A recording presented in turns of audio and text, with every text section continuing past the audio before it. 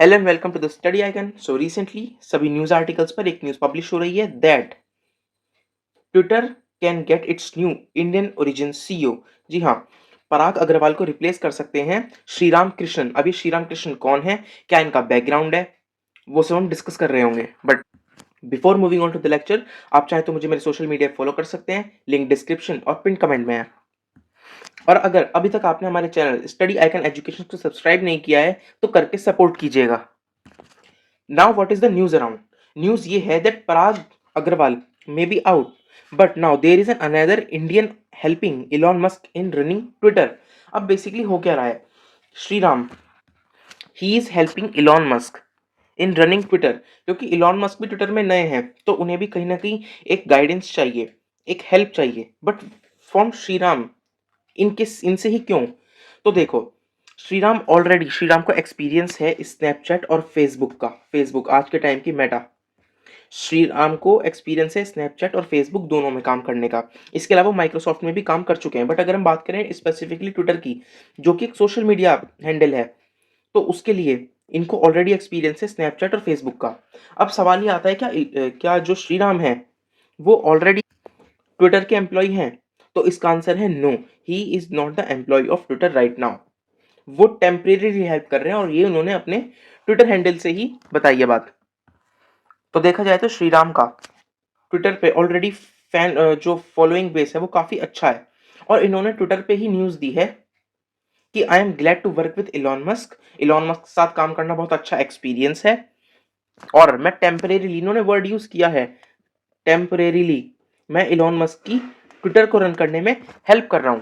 अब देखो, जब मैंने इस न्यूज को कवर किया तो मुझे एक बहुत ही ज्यादा माइनर, मैं ये कहूंगा कि माइनर एविडेंस थे, बट एक मेजर कंक्लूजन मिला कि जो श्रीराम है वो काम करते हैं करंटली A16Z क्रिप्टो। एक्चुअली काम नहीं करते हैं, इन्वेस्ट कर रखा है उन्होंने इसमें A16Z क्रिप्टो में। अब ये क्या कोई क्रिप्टो करेंसी है? नहीं, ये एक क्या है, वेंचर कैपिटल फर्म है, एक वेंचर कैपिटल फर्म। अब ये A16Z क्या है और पैटर्न क्या है? पैटर्न ये है कि A16Z पहली बात तो एक एब्रीविएशन है। इस कंपनी का पूरा नाम है एंड्रीसन होरोविट्ज। एंड्रीसन होरोविट्ज बेसिकली ये वही कंपनी है, मैंने इस बात को अच्छे से नोटिस किया है कि वही कंपनी है जिन्होंने इलॉन मस्क को हेल्प करी है, उनको एड दी है ट्विटर को बाय करने में $44 बिलियन। तो ये इलॉन मस्क ऐसे तो लिया है नहीं कहीं से भी उठा के कि 44 बिलियन चाहिए चलो। मेरे तो अराउंड इनके पास 210 बिलियन के अराउंड इनकी वेल्थ है। इसका मतलब ये थोड़ी ना है कि कुछ भी उठा के ले आएंगे, ठीक है? तो इसलिए एंड्रीसन होरोविट्ज नाम की एक वेंचर कैपिटल फर्म ने उनकी हेल्प करी है, उनको एड प्रोवाइड कराई है ट्विटर एक्विजिशन में। और इसी के साथ जुड़कर काम करते हैं श्रीराम कृष्णन। अब सवाल यह है कि जो वेंचर कैपिटल फर्म्स होती हैं वो करती क्या हैं? ठीक है, तो वेंचर कैपिटल फर्म्स जो होती हैं वो बेसिकली फंड्स प्रोवाइड कराने में हेल्प करती हैं। वो फाइनेंसिंग इंश्योर करती हैं किसकी? स्टार्टअप्स की, अर्ली स्टेज कंपनीज की, एमर्जिंग कंपनीज की, इन सब की जिनमें हाई ग्रोथ पोटेंशियल है, जो आगे चलकर बड़ी टेक बन सकती हैं। बट अभी उनका जो एक्सेस है वो स्टॉक मार्केट में नहीं है। They do not have access to stock market and do not have enough cash flow to take debts. तो इसके लिए वो क्या करवाती हैं, कहीं ना कहीं इन्वेस्टमेंट्स प्रोवाइड कराती हैं। तो ऐसे ही उन्होंने इलॉन मस्क के साथ मिलकर, या फिर ये कहें कि इलॉन मस्क को प्रोवाइड कराया है क्या, fund funds to acquire Twitter. और जब ट्विटर के एक्विजिशन की बात हो ही रही है तो अनुपम मित्तल के ट्विटर के एक्वायर करने के बाद के वायरल ट्वीट्स, उनकी बात कैसे ना हो। सो अनुपम मित्तल एक एंटरप्रेन्योर है, एक इन्वेस्टर है और फाउंडर है पीपल ग्रुप जिनकी सब्सिडरीज हैं शादी.com, जीवन साथी.com। इन्होंने मोर देन 200 कंपनीज में इन्वेस्ट कर रखा है, 200 स्टार्टअप्स में इन्होंने इन्वेस्ट कर रखा है। और रिसेंटली इनके कुछ ट्वीट्स हैं जो बहुत ज़्यादा वायरल हो गए हैं। जैसे कि पहला इनका ट्वीट है इलॉन मस्क को अप्रिशिएट करते हुए और कहते हुए कि आपका यह अच्छा डिसीजन है, इट्स अ गुड कॉल कि आप एक इंडियन ओरिजिन को अपना सीईओ बना के लेके आ रहे हो, श्रीराम को। और इन्होंने ये कहा कि आप उनके साथ मिलकर ट्विट कॉइन उसको भी लॉन्च कर सकते हैं, क्योंकि देखा जा रहा है कि इलॉन मस्क भी ट्विटर उसमें क्रिप्टो करेंसी में इन्वेस्ट करते रहते हैं और कहीं न कहीं वो उससे परेशान भी रहते हैं, क्योंकि उनको कोई स्टेबल क्रिप्टो नहीं मिल पा रही है इन्वेस्ट करने के लिए।